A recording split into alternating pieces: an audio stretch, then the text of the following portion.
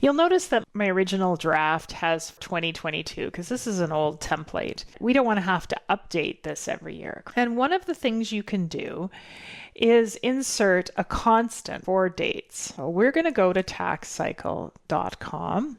The great thing is our resources, our help topics, have a ton of content around how to use some of this code. So I'm going to look here at the dates topic here. And the first thing at the top is these date constants. So I have some options. I can have today. I can set the current taxation year. I can set the next taxation year, or I can put a very specific date into a field if I want. The other thing to realize with these constants is you can do a bit of math. You can do current taxation year -1, which will give you last year, for example. Let's go back to this. We want the current taxation year. So if we go back over here and grab it, this is a case where I want to highly suggest that you bring whatever it is and you paste it into a Notepad or a Notepad++ file. It will strip all the formatting, and I like to do that because I want it to look like what's in my template editor. So I'm going to right click and copy. And then I'm going to replace this 2022 with my constant. And then because I'm working with a file that's 2024, you'll notice over here, I got the constant. We have until August 25th, 2023. Okay, so this is an old template. I get it. What I need to do is calculate the date, correct? I have 14 days after the day it was filed to confirm the request. So what we got to do is we've got to figure out what day it was filed. Let's go and take a look first at this form. If I go down here, it doesn't actually tell me. It does tell me over here on the receipt. So this is helpful.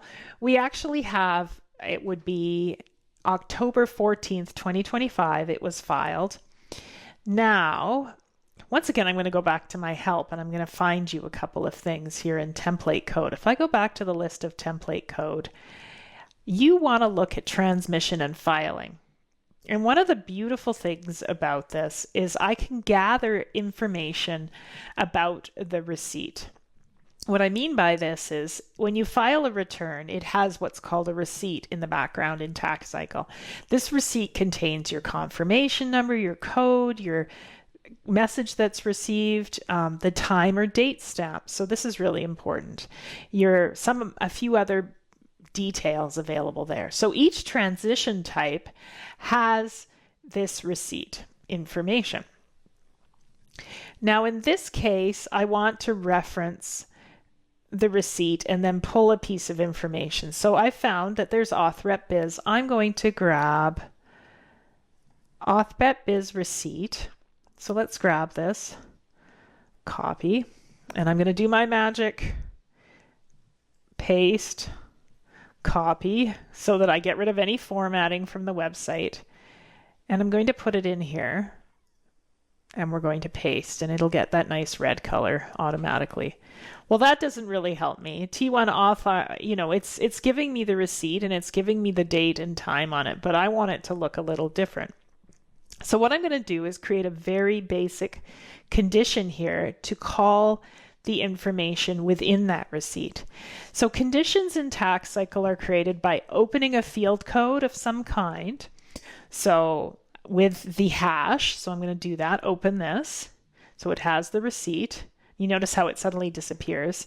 And then you create a closing field code as well. You can just copy and paste that same field code in there. And this will mean that any of the content between those two tags will appear if there's a receipt.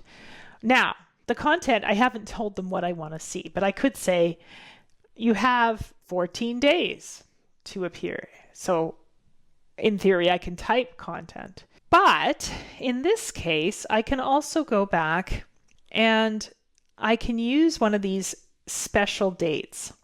I can get my format, date, and time right from up here, and we're just going to type it in there this time. So I'm going to say 14 days from date, time. So you see, I've got the full day, full content in there. That's kind of long and it's not really what I want, right? So if I don't really want the exact time of day for this, we have a special function in TaxCycle that's the format function. And I love the format function because it's my go-to whenever something's weird. So the format function, and again, it's here under our functions section on the website. It's super powerful. It does a ton of stuff. It can format currency, it can format dates, it can format phone numbers and postal codes just by using it in its basic format. So let's just throw format around this and see what happens first. So it's basically the word format and 2 parentheses, and then you put the field code in the middle of it. That totally solved it for me. But I could also change this if I like.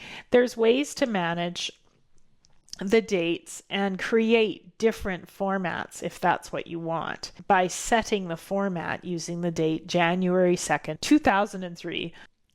So you can take a look here to see how you might want to format a date. We want it 14 days from now. So the great thing about dates is you can actually do math with them. So let's go down the bottom here. I think you want to look at, get back at that dates page where we got the constants. We have some examples, but we have a very useful function that is called add month and day. See, once again, that function is in here, but I wanted to show it for this example. The way add month and day function works is it allows you to specify how many years, months, day you can add to an existing date. So here you use add year, month, day, open braces, then you have a comma after the field code, and then you indicate year, month, and day, how many days that is. So let's go back over here, and I'm going to make my format on the outside. So I'm going to go back to the root of the field code that I'm looking for. And I'm going to go add year, month, day. And I'm going to create another set of braces and then a comma. And I'm going to do 0, 0, 14. That's my day. And put that other closing brace. And it says I have until October 28th, 2025 to confirm this request.